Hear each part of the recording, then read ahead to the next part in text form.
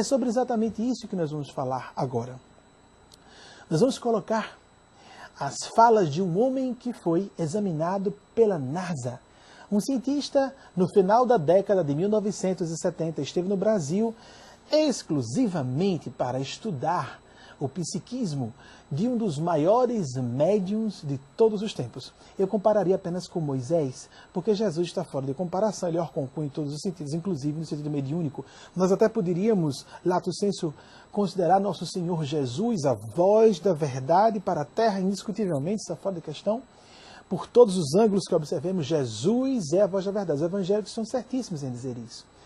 Por isso, nós temos que ter muito cuidado com interpretar o pensamento do nosso Senhor Jesus para não cometermos a blasfêmia, não cometermos a adulteração sacrílega do pensamento do nosso Senhor, que é amor em todos os sentidos, compreensão, derribarmos todos os preconceitos, ou derrubarmos todas as barreiras que nos afastam, principalmente das minorias perseguidas, porque Jesus andava com prostitutas e homens considerados ladrões. Então fiquemos atentos, o pensamento de Jesus é basicamente não preconceituoso. Se eu digo em nome da religião ou de Deus que mulheres são inferiores a homens, como está dito na Bíblia, então aquilo deve ser interpretado. A Bíblia é um livro sagrado. Então eu tenho que ter respeito pela Bíblia. Se São Paulo diz, como é certo, as igrejas evangélicas não fazem isso, graças a Deus hoje. E a igreja católica também, parcialmente também, graças a Deus. Está lá dito em São Paulo, Epístolas de São Paulo, uma das Epístolas de São Paulo, é muito fácil descobrir isso, fazer uma pesquisa breve, rápida, que as mulheres não podem nem sequer abrir a boca nas igrejas. É dito isso. É claro que isso é interpretado, não se segue ao pé da letra. Está dito no Antigo Testamento que Yahvé tem sangue dos inimigos de Israel. Nós não somos judeus. Inimigos eram todos aqueles que não eram judeus. Nós não somos judeus, nós somos cristãos. Os judeus até hoje não aceitam Jesus como a voz da verdade, como eu acabei de afirmar, e sei que todos os amigos que nos assistem concordam com essa nossa propugnação. Mesmo os humanistas que não sejam religiosos, por conta das propostas políticas de suspender-se essa discriminação por classe social, etc, etc. Outra forma de preconceito, pobreza, inteligência, saúde física, preferência sexual, qualquer tipo de discriminação é discriminação. Isso não é cristão.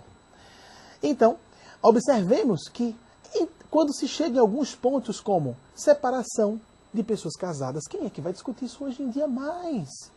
Quando se pensa em virgindade nos casamentos, uma tolice muito grande considerar obrigatório as pessoas não se conhecerem antes do casamento. Qual a pessoa de sã consciência hoje que vai se casar sem conhecer o seu parceiro sexual, só se a pessoa não tiver respeito pela instituição do matrimônio?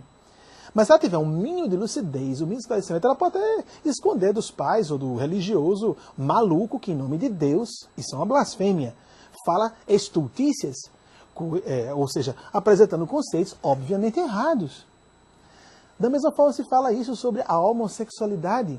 Mas está em São Paulo que não pode um homem deitar com outro homem como se fosse uma mulher. Blá, blá, blá. Mas é claro que tem muita coisa absurda.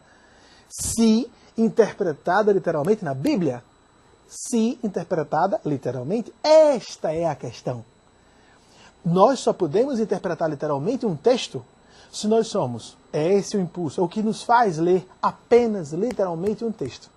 Se eu estou com má fé, eu estou mal intencionado, que não é o caso, sinceramente, das pessoas que propõem que na Bíblia está dito que a homossexualidade é condenável. Claro que não.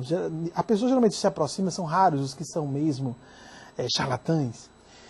Então, eu estou com uma fé, então, não, eu vou aqui usar porque é do meu interesse e aqui eu não vou usar conscientemente. O cara está mistificando conscientemente. Segundo, eu sou uma criança com menos de 5 anos. A criança, em idade muito tenra, ela não tem capacidade cognitiva para entender algo que seja abstrato, que não seja concreto. Então ela não lê metáforas, tudo é ao pé da letra. Está dito que não pode um homem deitar com outro homem como se fosse uma mulher. Pronto, não se discute, não é? Então, vamos cometer suicídio em massa, porque também está dito, Yahvé tem sede de sangue dos inimigos de Israel. Vamos cometer suicídio em massa, está na Bíblia. Não vamos fazer isso. Mulheres devem se calar nas igrejas, todas caladas. Não podem nem ler, fazer uma prece. Ou ler um trecho do Evangelho. Claro que não, amigos, isso é óbvio, não é? A ciência, desde 1973, segundo a Associação Psiquiátrica Norte-Americana, assevera que não é enfermidade mental a homossexualidade. Um homem que foi, basta dizer que no final do século passado, fez um levantamento. Quais as 10 personalidades mais amadas e admiradas no país? Só um religioso apareceu. Ao lado de Ayrton Senna, Xuxa Meneghel e Pelé, estava lá Chico Xavier. Como, voltando ao início, disse, um estudioso da NASA veio estudar este homem, considerado uma das maiores potências mediúnicas de todos os tempos.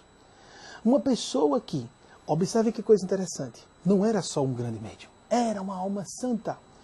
De tal modo a sua vibração era elevada, e essa vibração que se expressa em luz, em aura, que foi examinada por esse especialista da NASA, tinha 10 metros de raio. Vocês imaginem, todo mundo já ouviu falar da aura, né? Aquele campo de força e de luz em torno dos nossos corpos, né?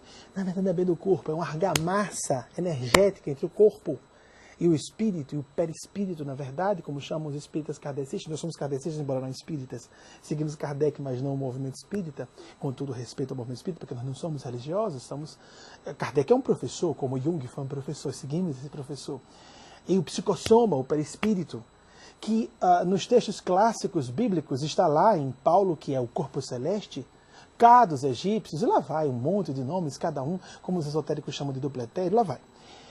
Essa aura, essa emanação energética luminosa, com expressão luminosa, que se irradia da personalidade, captável por esse aparelho, por exemplo, com a fotografia Kirlian, que foi utilizada para examinar a dimensão da aura de Chico Xavier, nós temos 1 centímetro, 2 centímetros de manifestação luminosa, a maioria das pessoas.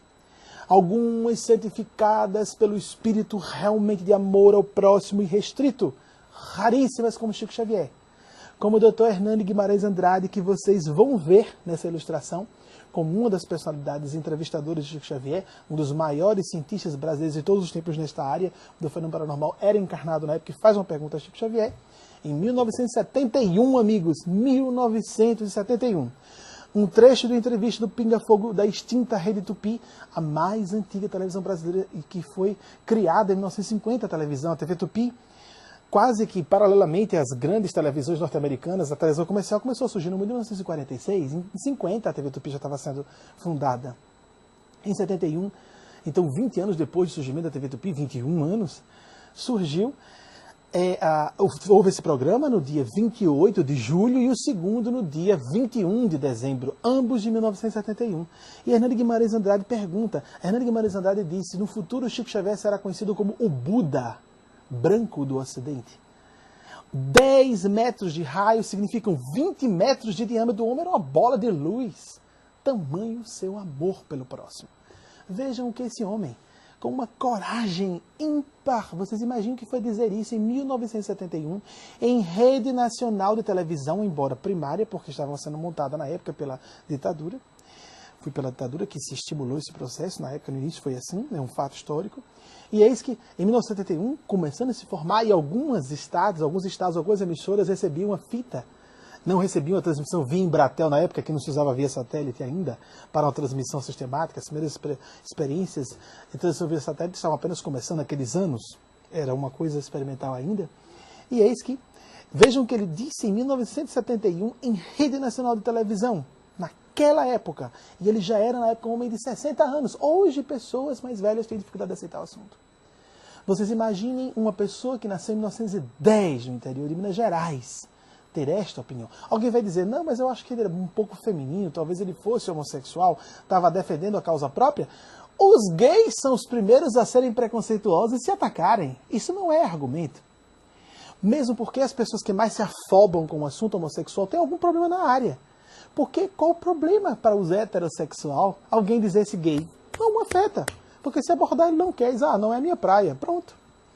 Quem se afoba muito tem algum problema na área. Sem dúvida, isso é inclusive um assunto de psicologia. E ele, que era uma pessoa notoriamente feminina, ele podia ter constrangimento tocar no assunto. pois ele sendo feminino, pois ele sendo unanimemente respeitado, no Brasil inteiro ele já era uma celebridade internacional, ele teve cuidados, ele podia ter cuidados para preservar a sua imagem pública, ele poderia ter esse cuidado, ele ter esse receio. Na época da ditadura em vigor, aquela época da dureza, não é, do exército, as forças armadas conduzindo a nação, uma época dificílima da nossa história, e por isso mesmo Chico chega até num outro momento altamente controverso a defender, naquele período, as forças armadas dirigindo o país. Interessante, não é? E há um texto curioso no site falando sobre isso. E ainda mais, a Igreja Católica na época era abertamente inimiga do movimento espírita. Hoje não, a coisa está muito mais aberta, as pessoas são muito mais respeitosas. Na época, não. Chico entregou praticamente o corpo ao martírio público. Vejam o que disse esta personalidade que é considerada a mais respeitada da história da religião brasileira até hoje e um dos maiores médiuns de todos os tempos. A alma santa, a bola de luz branca, examinado isso pela NASA em 1971. 2 trechos do Pinga Fogo da extinta Rede Tupi em 28 de julho e 21 de dezembro, respectivamente, do ano de 1971. Chico, tem aqui uma pergunta de Dona Maria Lúcia Silva Gomes, Avenida Tucuruvi, 763. Pergunta como se explica o homossexualismo e a perturbação no comportamento sexual à luz da doutrina espírita. Temos tido alguns entendimentos com espíritos amigos e notadamente com Emmanuel a esse respeito. O homossexualismo, tanto quanto a bissexualidade ou bissexualismo, tanto como a sexualidade, são condições da alma humana, não devem ser interpretados como fenômenos espantosos, como fenômenos atacáveis pelo ridículo da humanidade. Tanto quanto acontece com a maioria que desfruta de uma sexualidade dita normal, aqueles que são portadores de sentimentos de homossexualidade ou bissexualidade são dignos do nosso maior respeito e acreditamos que o comportamento sexual na humanidade sofrerá de futuro revisões muito grandes, porque nós vamos catalogar, do ponto de vista de ciência, todos aqueles que podem cooperar na procriação e todos aqueles que estão numa condição de esterilidade. A criatura humana não é só chamada à fecundidade física, mas também à fecundidade espiritual. Quando geramos filhos através da sexualidade dita normal, somos chamados também à fecundidade espiritual, transmitindo aos nossos filhos os valores do espírito, de que sejamos portadores. Não nos referimos aqui aos problemas do desequilíbrio, nem aos problemas da chamada viciação nas relações humanas. Estamos nos referindo a condições da personalidade humana reencarnada, vamos dizer, muitas vezes portadora de conflitos que dizem respeito, seja a sua condição de alma em prova ou a sua condição de criatura em tarefa específica. De modo que o assunto merecerá muito estudo e poderemos voltar a ele em qualquer tempo que formos convidados a entendimento. Vamos dizer com licença, porque nós temos um problema em matéria de sexo na humanidade que precisaríamos considerar com bastante segurança e respeito recíproco. Vamos dizer, se as potências do homem na visão, na audição, nos recursos imensos do cérebro, vamos dizer, nos recursos gustativos, nas mãos, na tactilidade com que as mãos executam trabalhos manuais, nos pés, se todas essas potências foram dadas ao homem para a educação, para o rendimento no bem, isto é, potências consagradas ao bem e à luz, em nome de Deus, seria o sexo, em suas várias manifestações, sentenciado às trevas? Doutor Hernani Guimarães Andrade com a pergunta seguinte. Chico, nós sabemos atualmente, pelos estudos que se fazem no tocante à reencarnação, estudos esses levados a efeito por cientistas de grande gabarito, como o professor Ian Stevenson, que é professor de psiquiatria e neurologia na Universidade de Virgínia, nos Estados Unidos. Nós sabemos hoje, com base em observação experimental, que o espírito pode, de uma encarnação para outra, mudar de sexo. E poderíamos até dar um nome a esse fenômeno de transexualidade. Eu pergunto a você, haveria alguma relação entre homossexualismo e transexualidade no sentido reencarnatório? Na maioria dos casos, sim. Conquanto o serralho, na antiguidade, e as guerras de longo curso tenham estimulado determinado tipo de costumes menos construtivos.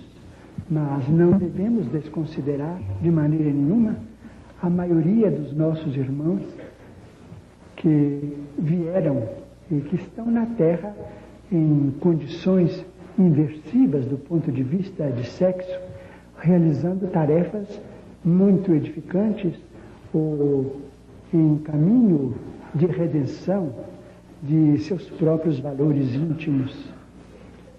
Consideramos isso com muito respeito e acreditamos que a legislação do futuro, em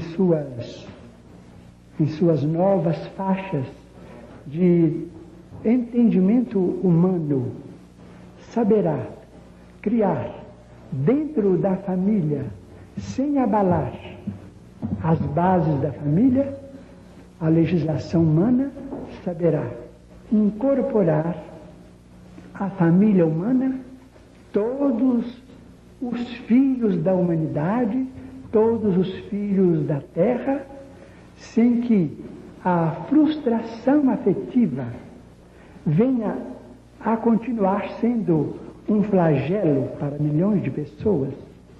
Num congresso de neurologia realizado há muito pouco tempo, se deu especial destaque ao problema da fome. É verdade que o problema da fome é removível com a redistribuição do trabalho, com a administração criteriosa do trabalho para a criatura humana em todas as idades de sua posição válida no plano físico. Mas a frustração afetiva é um tipo de fome capaz de superlotar os nossos sanatórios e engendrar os mais obscuros processos de obsessão.